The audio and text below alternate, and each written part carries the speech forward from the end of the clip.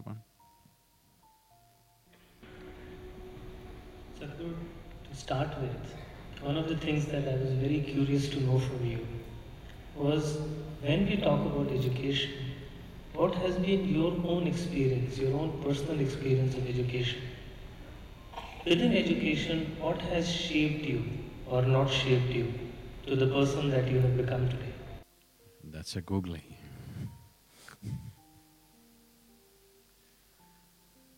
Uh, there are no children, so I think I can share.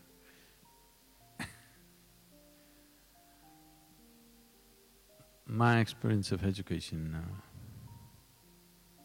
people ask me, what is my sadhana? So usually I tell them, my sadhana has been to remain uneducated. Because when I first went to school, I had no clue why I'm going. Probably the grown-up people just assume that children must go to school. Nobody bothers to tell you, why is it that you have to go to this place? What's so important about this place that we have to go? They were saying things but which didn't mean anything to me. So my time of education, I only went there when I really had to. And even when I went there, my main problem was this. I always found people were talking about things that were not important to them. I have always maintained this in my life. It doesn't matter what rubbish somebody is speaking. If it means something to them, I will listen absolutely. Whatever nonsense it may be, but it means something to that person, I'm willing to listen. If it does not mean anything to the person who is speaking, I don't understand why I should listen. And I always found in the school, teachers were talking about something that doesn't mean anything to them, so my ears were never there with them. So, the less said about my education, better. And when I was about 17, I decided I will educate myself because it didn't make sense to go to college.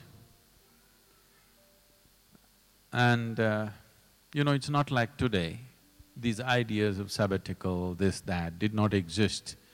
You're racing to become a doctor. If you cannot, you become an engineer. There's only two things that are there. So when I passed at that time it was called PUC, the 12th standard, and I said, I'm not going to college. The horror that happened in the family is unbelievable. Then I thought, okay, the good thing would have been I should have failed. Because I passed and I say I'm not going to university, there was such shock and such… as if tragedy has struck the family.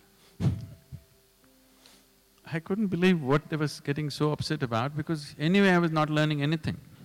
I was just going, coming and just getting passing marks and going on. So this 1 year I spent in the university… Mysore University has a great library. I spent my time 1 whole year. Every day when the library opened at 9 o'clock in the morning, I was there. They closed at 8 in the evening, they had to push me out. This 1 year, I just read just about anything, science, history, geography, literature, just about anything. From popular mechanics to Homer, I read just about whatever came my way. This 1 whole year, because suddenly I had become kind of a enemy in the family because I have not gone to college. Everybody else is educated and you're not going to college and you passed and you're not going. So morning I ate big breakfast and went.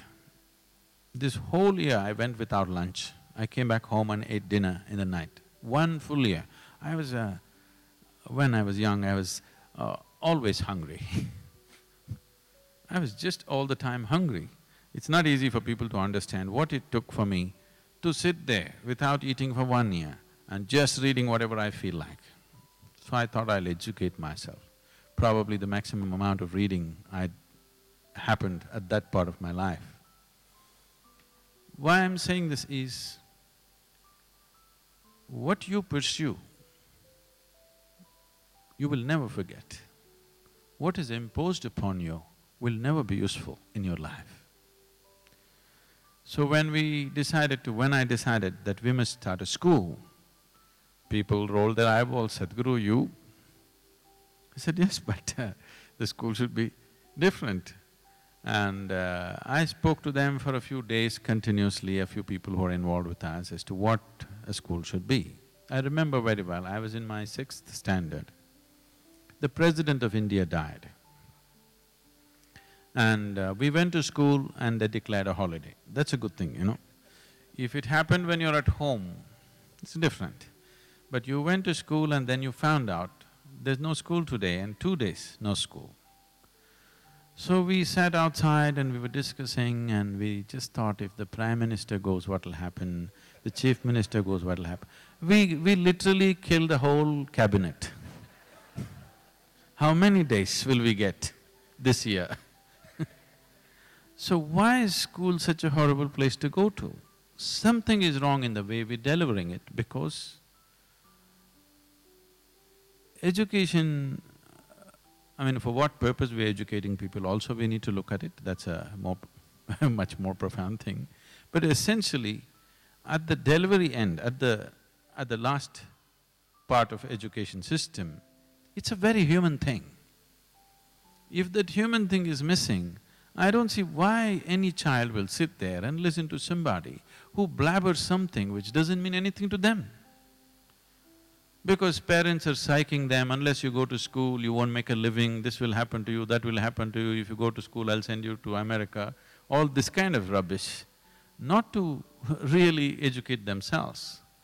So when we started the school, when I spoke to them about how school should be, then our teachers asked Sadhguru, this is a tall vision, how do we know that we are even fulfilling it? I said, see, this is a residential school. I said, 4 months they stay with us.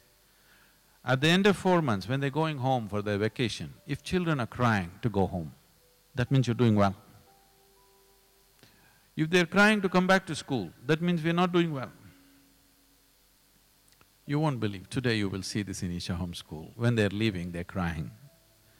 Before the vacation is over, 8 days, 10 days before the vacation is over, children are back setting up the school. So that's good, they're enjoying their schooling process. Because if that doesn't happen, how? Why are we torturing our children like this? For what end? What purpose?